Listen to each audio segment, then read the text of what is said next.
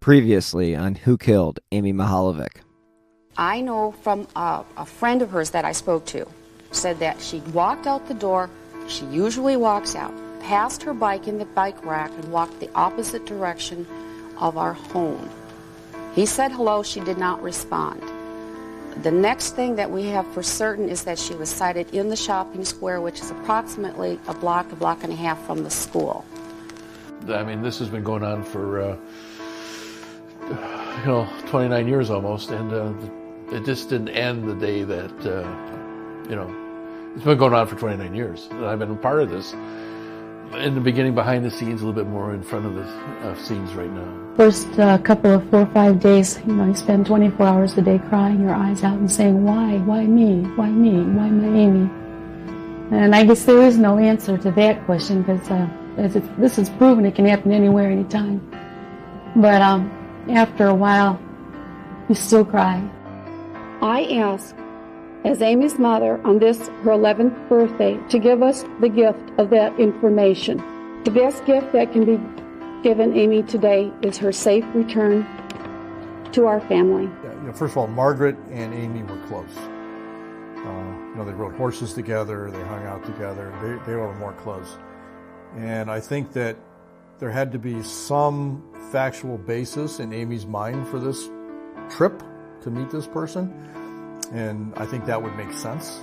And I also think that for them to have the information they did implies some familiarity with Margaret. A female jogger was jogging this morning at approximately 7:30, and she spotted something in the field and went off the field and checked, and it was a body. As the sun was setting behind the Mihaljevic's Bay Village home, the family was inside, grieving, in no condition to speak. And most of the neighbors were too stunned for words. Being kidnapped, and she's with God now, so he'll be fine. He's sick. Hope they just find him and arrest him. Amy became everybody's child. Her playful grin endeared us to her, but tattered ribbons now remind us of the ugliness, not the hope. To you. There aren't any words in the English language to explain the feeling, the emptiness, the anger, the trauma, the tragedy. There just aren't adjectives enough to explain.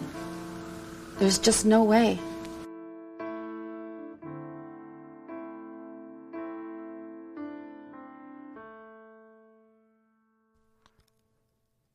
I am Bill Huffman, and welcome to the 15th episode of Who Killed Amy Mihaljevic, a Slow Burn Media, LLC production.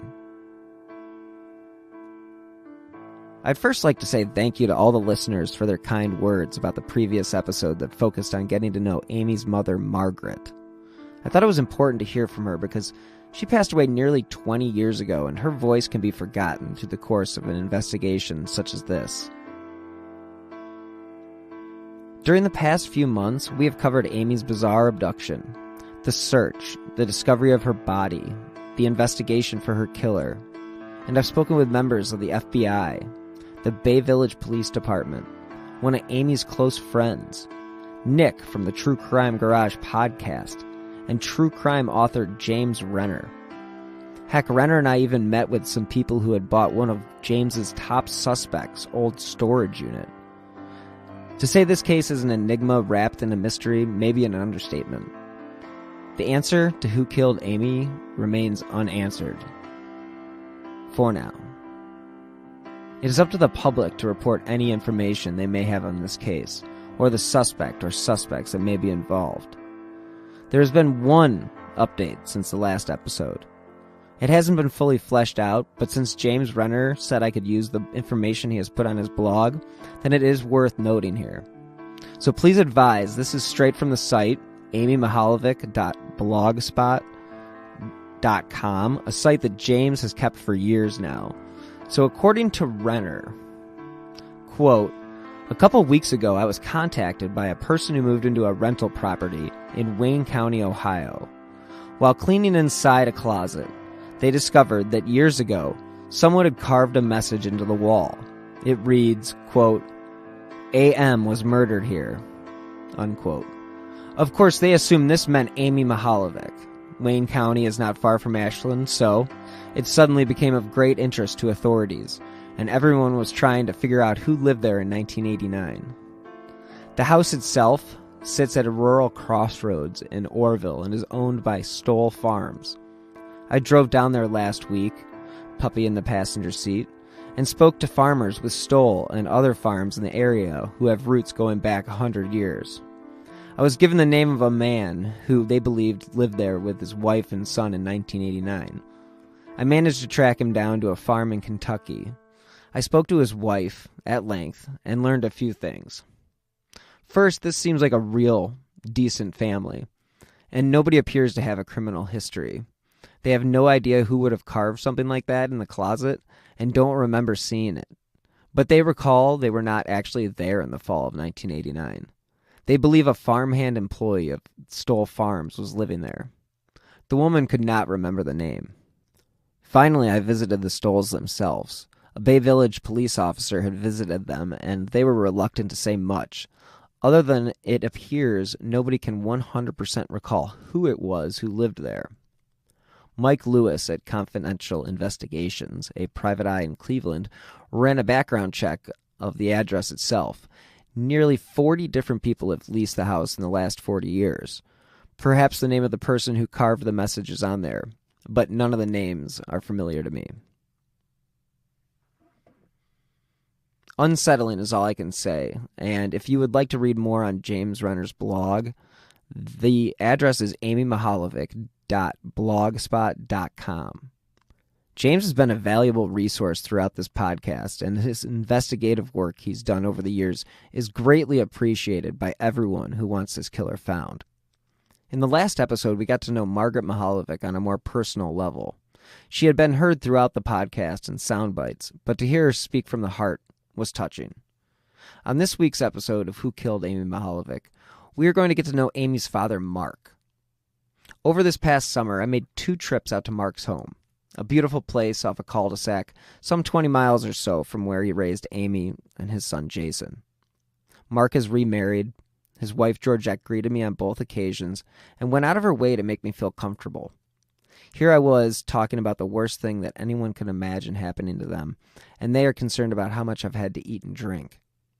But that really does sum up the Mihaljevics. They are always aware of their guests' needs, and they are very welcoming. One thing that stood out is the amount of clocks that the Mihaljevics had collected over the years. And I also make mention of the clocks because there will be at least a few occasions where you hear the sound of a clock going off. Another thing that was really fascinating was the giant dollhouse that had been built for their niece. Georgette had spent hours making each little item in the house, and they told me that it got so big that they're probably going to have to keep it and just let the niece come over and play. Georgette was very kind during my visits, and she really seems to have a great bond with Mark. Mark Mihaljevic's a large, unassuming guy who in his early 70s moves around pretty well. His face may show some of the wounds of a man who suffered with the loss of his 10-year-old daughter for nearly 30 years. But he looks good. He is thoughtful when he reflects on Amy as a child, but you can tell the pain in which he suffers is one that won't ever see an end, no matter who, if anyone, is found guilty of his daughter's murder. This case has always been personal to me because of the proximity of where Amy was abducted. But after I met Amy's father, it did take things to a whole new level. I desire nothing more at this point than to seek closure for a family that has suffered for close to 30 years. What you will hear next are excerpts from my interviews with Mark Mihaljevic over the summer of 2018. We discuss everything from Amy as a child to where he grew up in Wisconsin, his work with Buick, and what his life has been like seeking justice for his daughter. It's important for other people to hear your perspective on the case and that you're still out here and still looking for answers and you're living your life. But well, if you can do it, you just gotta keep putting one foot ahead of the other. Basically, I want to get a sense of what your life was like before any of this happened. Like, what was your, let's say the months leading up to October 27th, 1989. Like, what was a normal weekend like?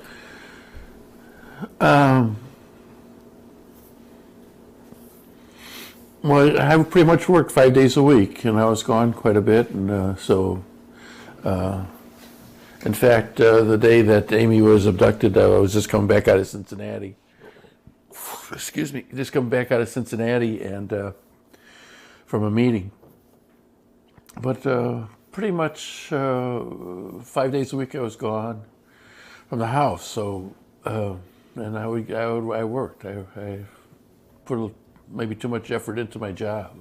But then on the weekends we would try to do something as a family, or go someplace, or whatever. Amy was into horseback riding, and we'd go to horse shows, or we'd do something, or there was no set that on Saturday at a certain time we had to be a certain place at a certain time. What time did you typically get home on a weeknight? Well, if I was here in town, I'd get home at 6:30, a little bit later. If I was out of town, of course, I'd make be gone for 2 or 3 days. I was interested in the different dealerships that Mark would have traveled to, so I wanted him to expand on his territory. When I was here in town, I just really traveled within the Lake County, Geauga County, Lake County, Cuyahoga County, and Lorain County. That was it. That was my district. We had one dealer here, and he did more for Buick as far as advertisement, not singly, but with this ad group, and getting dealers involved and stuff that I don't think Buick had a clue how to do.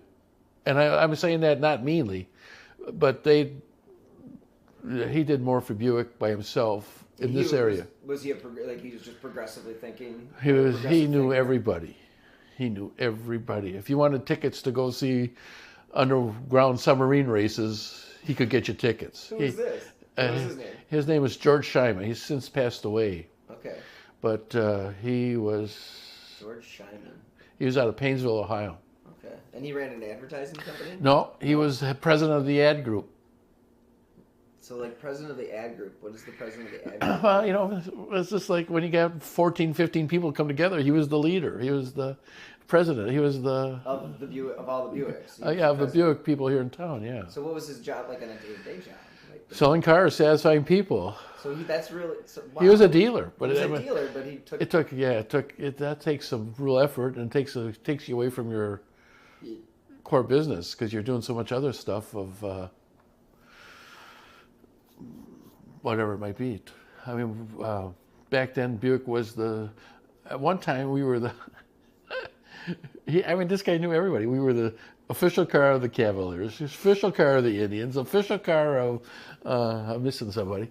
We were the official car of the Grand Prix. We were official car of the Cleveland Air Show. We were the official car, you just name it, we were the official car. When did you leave Buick then? Or when did you leave, did you retire from them? I did retire from them. This was my last move coming to Cleveland, and not begrudgingly or not with any malice in my heart, but Amy had a lot to do with the Amy case had a lot to do with me staying here in Cleveland. With Margaret leaving and her passing, then I'm the only one left. Can you recall what that day was like on October 27th, 1989, when you returned back from the meeting in Cincinnati? That was a Friday, and we had his own meeting down there in Cincinnati, and I got home here, it must have been about 6 o'clock at night, and Margaret was running around, and she's like, I said, what's the matter?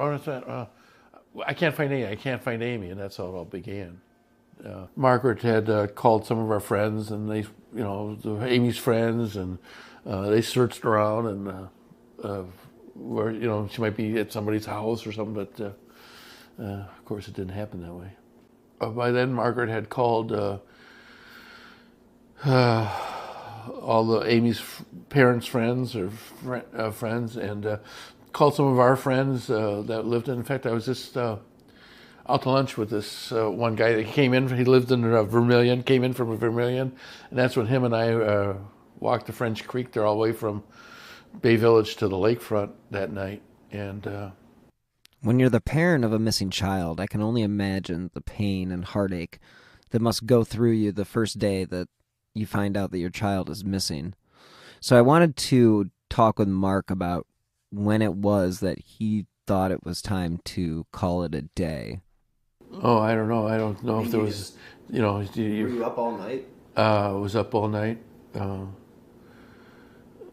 I remember right, in the kitchen there, the phone was hanging on the wall in the kitchen. We didn't have, it's not like we had wireless. And Margaret camped right below that phone that night in the kitchen floor, waiting for the phone to ring. So. Is there anything that you would have done differently that first weekend? I know it's hard to look back and reflect on that time, but is there anything that you would have changed? I don't know. There's things I would do differently about how I handled it with Jason or whatever. And he was sort of left out in the, we asked him about what might have been going on. I don't really know, and the chief would probably know, but I don't think they really questioned Jason. They might have, a little bit, but they didn't go too in depth with him about what might have happened. Well, number one, the more I think about it, that Monday, I said, Jay, you need to go to school. I said, you might hear something that nobody else, because it definitely was a talk of Bay Village by Monday morning. And maybe I shouldn't have done that. I shouldn't have forced him to go to school, because he was under, even though he didn't show it, he was under stress also, and shouldn't have done that. You have mentioned in previous interviews about the marriage that you had with Margaret. Do you think that Amy was aware of the unhappiness that existed between the two of you? I'd like to think maybe that's what started Amy to go. The story is, I'm trying to buy a gift to make my mother happy. So I think that's maybe where it started from.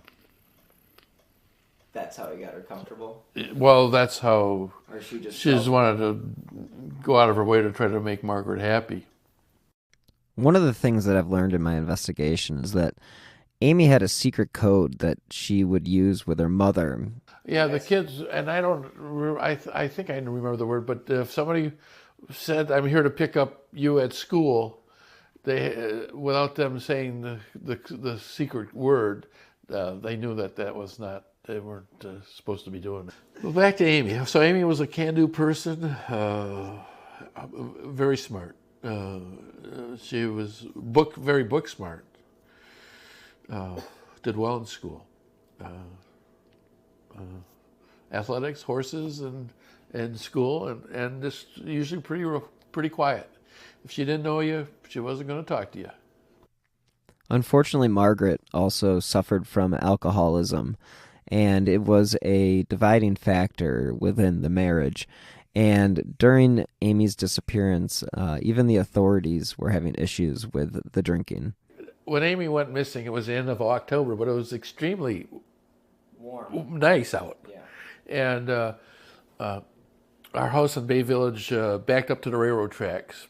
But in between the railroad tracks and the main yard, there was a, 25-foot buffer of woods. I mean, you could see through them and stuff, but there was a 25-foot buffer. Mm-hmm. And I remember one time, Bill, I think it was the FBI or the police, I can't remember which now.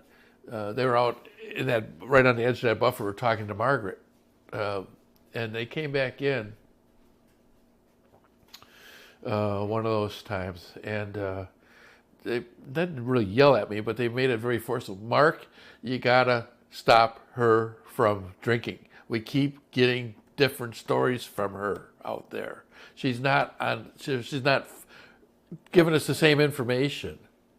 Did Margaret's drinking make her a person of interest to the authorities when Amy first went missing? No, I don't think so. I don't think so. Just that she was drinking so much that she couldn't stay focused. It was impeding their investigation. True. That's a good way to put it, Bill. Needless to say, but you understood that being the parents of a missing child, that you guys were going to be put under the microscope a little bit more intensely than, say, somebody else in the family. Oh, sure. That's the answer to most of the cases like that. It's going to be in the family. Amy's body was found 106 days later on February 8th, 1990 on County Road 1181. And I wanted to know as gently as possible when it was that Mark thought it was that Amy wasn't going to be coming home alive. And this is what he had to say. I had in my mind long before then that she wasn't going to be found alive. That was just probably about 2 months before. They had a birthday party for her at the old middle school in Bay. And I just realized that was the night that she wasn't coming back alive. I had held hope all that time until that night. But that's, I guess, I don't know. Despite it being the worst day of your life, what is your memory or recollection of that February 8th, 1990? Well, I was at a dealership, and I was called and told that they had found Amy's body, and we all met back at the house there on Linford, and the police chief at the time, Bill Garou, I don't know who from the FBI anymore, probably Dick Wren, and the second pastor in at Bay was there, and me and Margaret, and I might be missing somebody, but I think that's who was there. Once they found her body, I thought, well, now they'll be able to get some information from the body and maybe solve the case. After Amy's body was found, did you guys have a memorial service or a funeral for Amy here in Cleveland? No, Amy's remains were cremated, and Margaret thought that since we were from Wisconsin, we'd always be going back to her, that her ashes were buried in Wisconsin. And then when Margaret died, she was also cremated, and their ashes are in the same plot. You mentioned there being a service held in Wisconsin. Did you attend that service as well? I did not go. Oh, you didn't go? Did Margaret go? Yes. Okay. I did not go. Now, were you and Margaret at that point? We were pretty much at odds. I was just starting. And then went exacerbated the situation? Yeah, went crazy after that, even more crazy. Statistically speaking, the death of a child in a marriage generally leads to a divorce. It's just that two people grieve in different manners, and Mark and Margaret already had issues before Amy went missing, and her death was just something that put the situation into full speed. That started before the issues with Margaret and I. That was pre-issues. Okay. And then when Amy went missing, that really kicked into high gear. And so that just drove you guys further and further. Yeah, well, yeah. We got divorced finally in 1991. 1991. Now, did you separate for a while before that, or did you? No, I always stayed in the house. Stayed in the same house? Yes. And you kept Amy's room the same as it was? Yeah, never moved back into Amy's room or anything.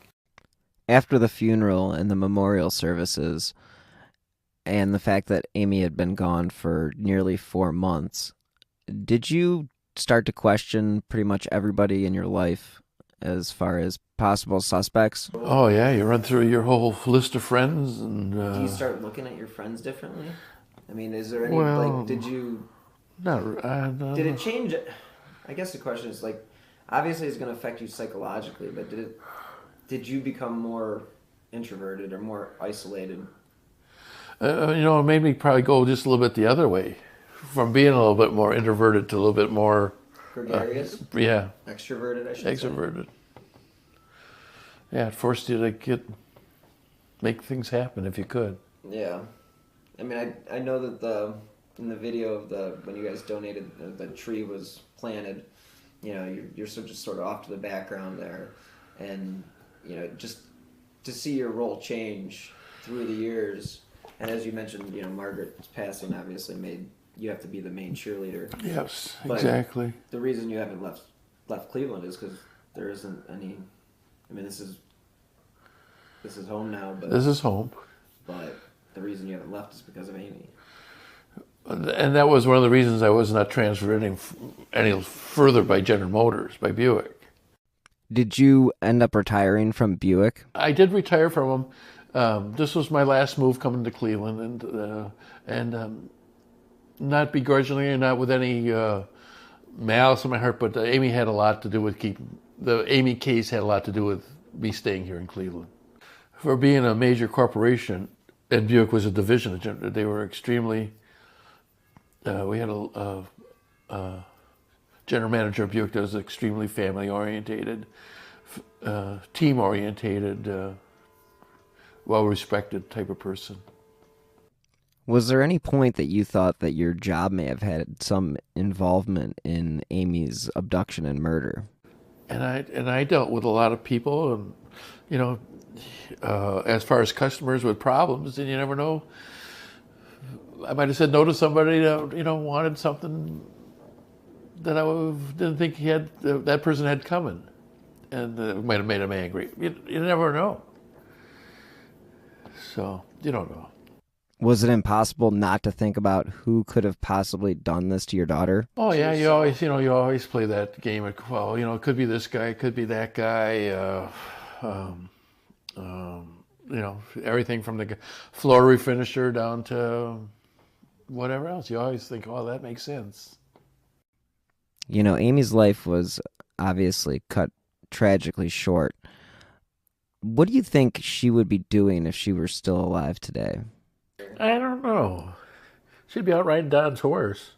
That's for sure. You got to take advantage of what you got. Yeah. So did he actually, was the horse that he had, was that stabled at Holly Hill? No, he kept the horse at he had Vermilion. He had the horses right on his house. His property? Oh, yeah. Oh. Like I've always said, Amy was a can-do person. I mean, when she learned how to tie her shoes, if you're in a hurry to try to go someplace and try to tie her shoes, I can do that. You're not helping. I can do that. She would have been a good athlete. She would have been a good athlete. Loved her animals, whether it was the dog. My one friend in Vermilion had the horse. I mean, her and Margaret rode horses, but she always loved animals. So when I met with Chief Spetzel, I asked him what he would say to the killer if he knew he was listening. And I guess in this situation, I'm going to ask you the same question. What would you say to the killer if he's listening to you right now? Hey, I don't know how Mrs. Chief would have answered it, but hopefully your time being free is coming to an end, and hopefully I'm just saying your time being free out in the public is coming to an end. That's what I'm trying to say. This individual has taken the life of your daughter and in the meantime has lived a free life. What would you like to see done when he is arrested? Somebody once made a statement, and it's true. It's like describing a color on the phone that nobody's ever seen before. Try to describe a color nobody's ever seen. But as far as you're saying, you have no idea what you're going to be like. Yeah, exactly. It's an unknown. Yep. So, back when it's you want an eye for an eye when this thing, but now I just think if when they catch the person, just put them in a general prison population. They'll take care of it. They'll take care of it. Now you said you wanted an eye for an eye back then, so you were out for. Oh yeah, kill the son of a bitch. But now just put them in and go a little further, maybe. On the day Amy was abducted and her birthday, put them in solitary confinement for that day. Just 2 days a year, but then put them in a general prison population. Make sure they know because they don't. I mean, even when he was a body shop guy, that was associated with one of the biker clubs. Okay. And they were out. I mean, you don't mess with kids, even though they're druggies, bikers, and he didn't look like that. That was not the mental image that you see, but he knew them, and they were out. They were out looking. As I mentioned before, the Mihaljevics are very welcoming people. And as we closed out our interviews, they were very aware of the fact that I had not eaten in almost 2 hours and did try to persuade me to stay for lunch. Yeah. You might as well stay for lunch now, Bill. Actually, it's my wife's off of work today, so... Well, yeah, she's not teaching anymore. No, so I actually have to... This is my one day off this week, so... Call her up and have her come over. We'll throw some steaks on her something. Maybe sometime this summer we'll do that. That'd be fine. So there is Mark Mihaljevic, and I hope this week's episode was able to give you a little bit more insight into the type of person that Mark is. And he is definitely one of those people that has carried this burden of the loss of his daughter for nearly 30 years. And I, like many other people, including the authorities, would like nothing more than to see closure for Mark and his family. I'm very excited to announce today that I received the trailer for the upcoming documentary series that Investigation Discovery Channel has been working on for over the past year. And one of the episodes in the 3-part documentary series will be focused solely on the Amy Mihaljevic case. I myself was a participant in the interview process, as well as James Renner and some of the other voices that you have heard on this podcast. So it is my pleasure to play for you the upcoming trailer for the documentary series, The Lake Erie Murders, that airs on Investigation Discovery at 9 p.m. Eastern to 12 a.m. Eastern on December 30th. Enjoy. October 27th, 1989 started out like any other day. Everything changed. Everybody's life changed. He took my mother. The first thing that we noticed was blood mixed with lake water. Bring her home to us. I beg you. I couldn't imagine going through what she went through. The Lake Erie Murders, all new series, premieres Sunday, December 30th at 9, only on Investigation Discovery. Thank you again for listening to this week's episode of Who Killed Amy Mihaljevic, and stay tuned next week for the final episode of the Who Killed Amy Mihaljevic series. If you enjoy this independently produced podcast, please help support independent journalism by clicking on the donate button on the bottom left of whokilledamymihaljevic.com. You can also make a donation through the Venmo app with my username at Bill-Huffman-3. Thank you to the listeners that help keep this podcast going. Any amount is appreciated. And you can also help support the show by leaving a review on Apple Podcasts or wherever you listen to podcasts, because that will help get this show the coverage it deserves. You can contact the Bay Village Police Department at 440-871-1234 if you have any new information regarding this case. As well as the FBI is offering a reward of up to $25,000 for anyone with information concerning the arrest of the person responsible for the death of Amy Renee Mihaljevic.